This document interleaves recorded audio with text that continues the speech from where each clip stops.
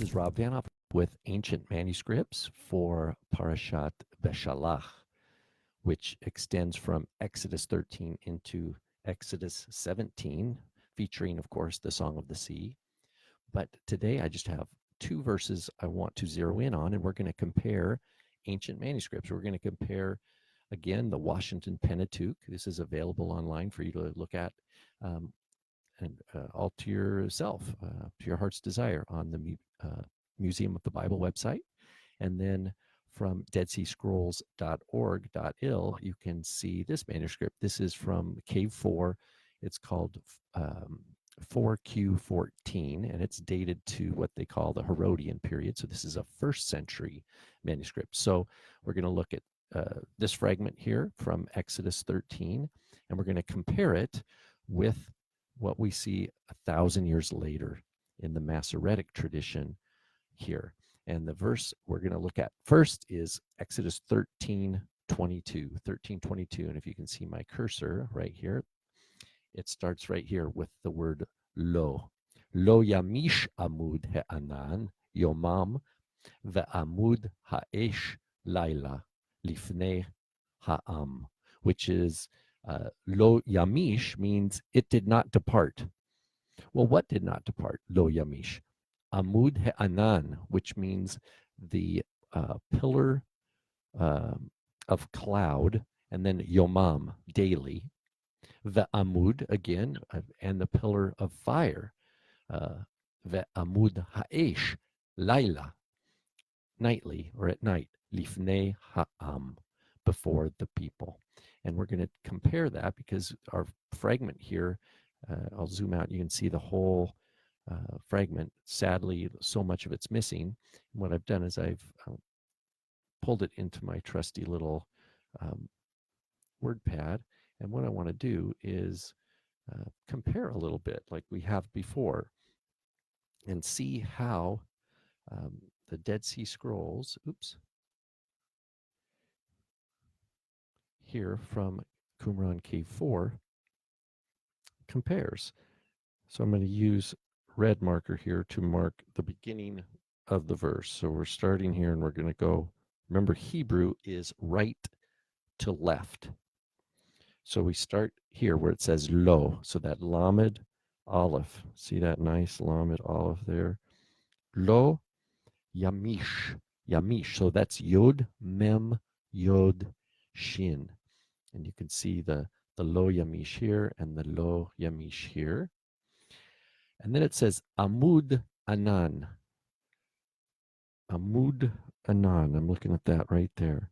And in Hebrew, so it's ayin, mem, vav, dalet, and then ayin, nun, nun sofit. Well, what do you know? There's a difference here. The Hebrew in the Masoretic tradition up here is amud he anan. So I'll write that on the top here. The Masoretic is amud and then he anan.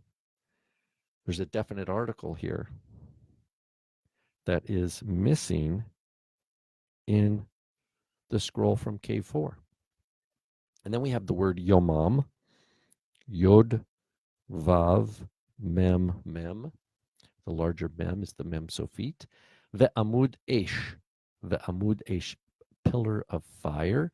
We'll notice the same thing. In the Hebrew, we have of the Masoretic, the amud ha'esh, the amud ha'esh.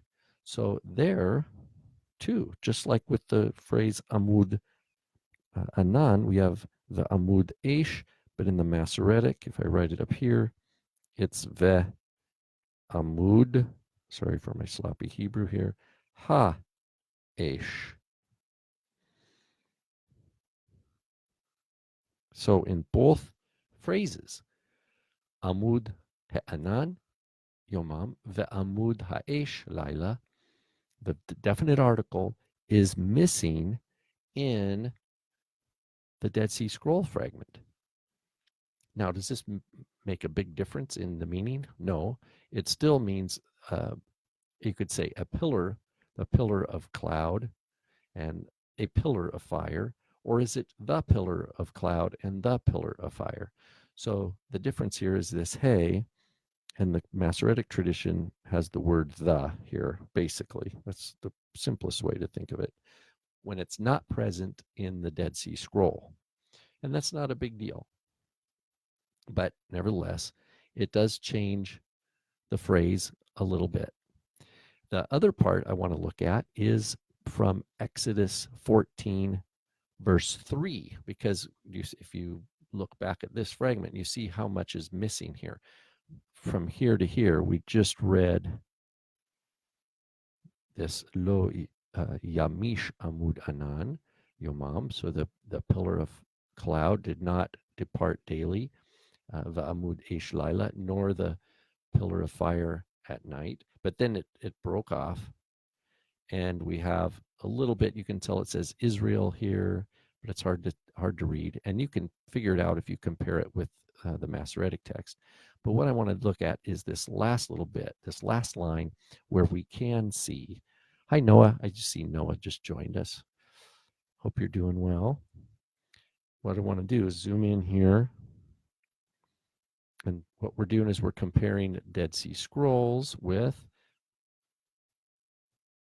the 10th century Washington Pentateuch from the Museum of the Bible. So there's 1,000 years between these manuscripts. And we're going to look at here what it says, Ve'amar Paro, and Pharaoh will say, Livnei Yisrael, to or of or concerning the children of Israel, Nevuchim heim ba'aretz. Nevuchim heim ba'aretz, which means they are wandering. They are. Nevuchim is like wandering. They are in the land. Sagur alehem hamidbar. The desert has closed them in. That's what Pharaoh might be saying here. And we're going to compare the Masoretic there with this same 4Q14, this manuscript from Qumran. Let me adjust the screen here a little bit so I can do that. So we're going to now compare here. So if you see the top of the column, hi Lance, welcome all the way from Louisiana. Good. Oh, it's late for you. So the last word, oh, you see this word here, it's a yod mem. Hopefully my cursor is big enough you can see right here. It's a yod mem like that. My mem Sophite isn't very good. Let me fix that. Yod mem. That's from the previous word all the way down here. Al Hayam, where it says they shall encamp by the sea. Al Hayam, and then 14 verse 3 starts up here at the top of the middle column. And it says ve'am. So I'll erase this other bit since we don't need that. So that's vav, aleph, mem. You see how something's broken there? Well, it's a resh, ve'amar. So there would be, if the mem was here, and then we're going to have the word paro, which is pei, resh, ayin, hey, somewhere in there. Paro. Now, forgive my sloppy writing. But then notice the Qumran scroll, we see B'nai Yisrael here, Bet Nun Yod, B'nai Yod Sin Resh Aleph Lamed. So that's B'nai Yisrael. But notice here, in Qumran, we have the preposition el, which is Aleph Lamed, which means two or four. But notice up here in the Masoretic tradition, we have Livnei Yisrael. Livnei Yisrael. So the difference here is a lamed connected to the word b'nai, livnei, where it's one word, or, oops, let me get the right vowel point on there. Livnei Yisrael, or is it el, like we see here? El b'nai Yisrael. So if I were to compare those, we're looking at two phrases. Livnei Yisrael, or el b'nai, a separate word.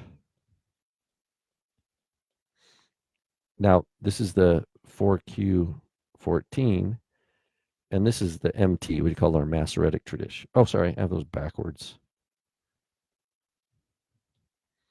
This is the 4Q14, and the Masoretic text is the Livnei.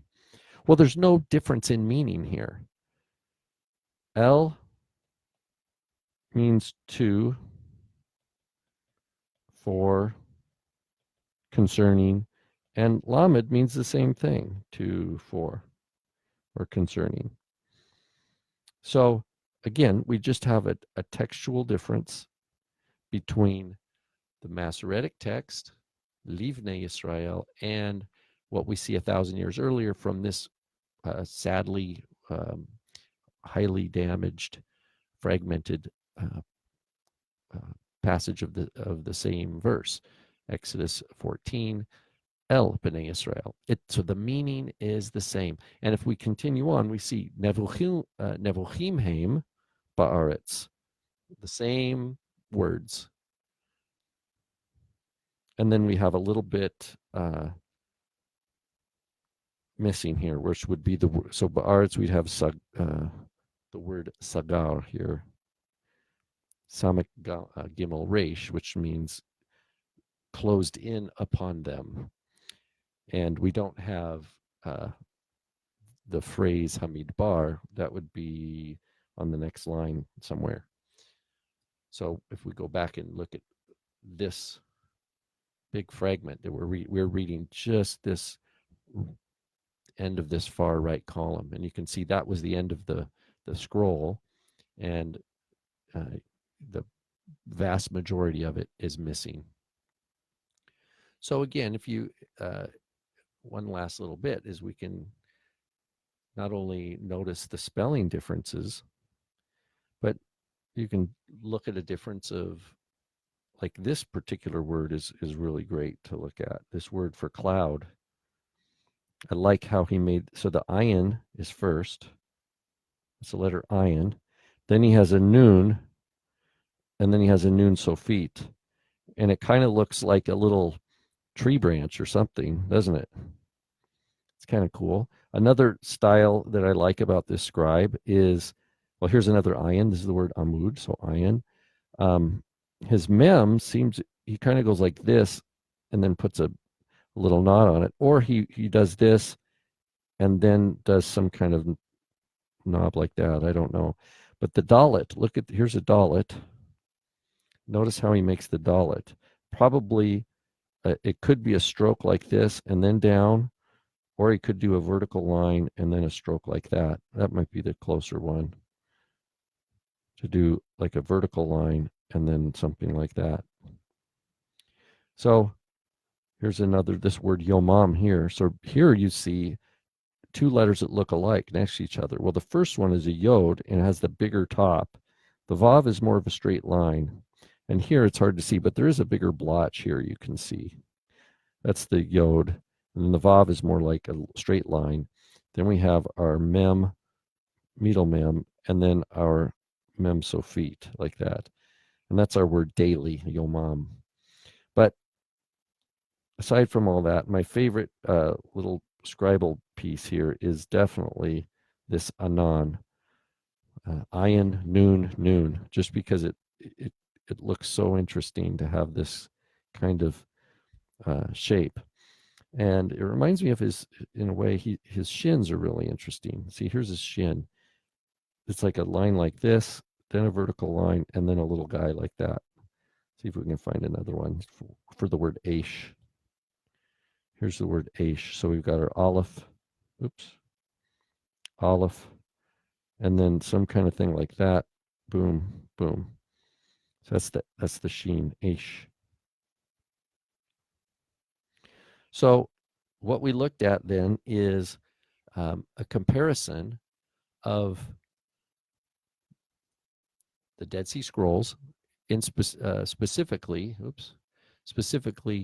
Exodus 13:22 and Exodus 14:3, which are in this lower black and white image from the Dead Sea Scrolls from Cave 4. It's called 4Q14, which means it's from Cave 4, because there's a number of caves in the desert, Judean desert, and it's fragment number 14. And we compared two ancient manuscripts, one from the 1st century and one from the 10th century. So there's about 1,000 years difference between what we see here in the Washington Pentateuch. And you can see when I zoom out, you can see how lovely of a page that was and how carefully it was laid out. The artist took great care and attention, and you zoom in and you can see all the little dots, and every dot, every mark has meaning. Has very specific meaning to preserve the spelling, to preserve the vocalization. Whereas with the Dead Sea Scrolls, as we've seen time and again, we don't have anything near that level of precision. That now it's a very nice to look at. Oops, like we've seen, but it is the level of artistry is not the same at all. It's a little more primitive looking, and of course, no vowel points or anything like that. So I hope this was enjoyable. Just a quick dive. So think of it this way. This black and white image is of a manuscript that's 2,000 years old. This color high res from the Museum of the Bible website is 1,000 years old. So there's still 1,000 years between this page that we see in front of us and what we see and where we live now in time.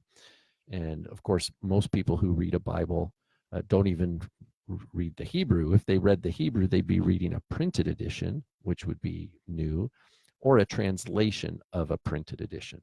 So what I'm hoping to do with these little recordings is just to show what did the Bible look like for people such a long time ago. And of course, there are these occasional variations in the Dead Sea Scrolls versions of the Bible than what we see in the official scribal tradition called the Masorah. Well, I hope this was enjoyable for everybody. Have a good night, and hopefully, Lord willing, next week we'll do the next Torah portion and do some more comparison of ancient manuscripts. Good night.